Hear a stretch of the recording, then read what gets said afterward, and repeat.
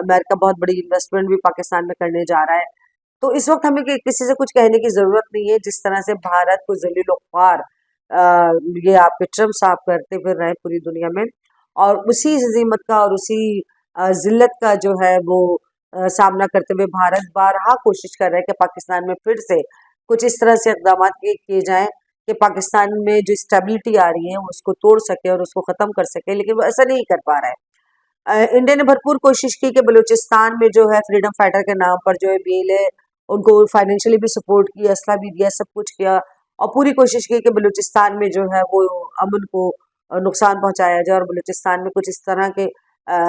काम किए जाएं कि जिससे बलूचिस्तान डिस्टर्ब हो, और बलूचिस्तान के डिस्टर्ब होने की वजह से पूरा मुल्क डिस्टर्ब हो, क्योंकि मुल्क के किसी भी कोने में अगर अमन अमान की सूरत हाल पैदा हो जाती है तो पूरा मुल्क इससे डिस्टर्ब हो जाता है। लेकिन अल्हम्दुलिल्लाह हमारी पाक फोर्स से बलूचिस्तान के मामला को कंट्रोल कर लिया। और उसके बाद फिर जो हिंदू कहना चाहिए कि पैथोलॉजी है और जो उनकी सरिश्त है पीछे से वार करने की, क्योंकि वो सामने अगर मुकाबला नहीं कर सकते,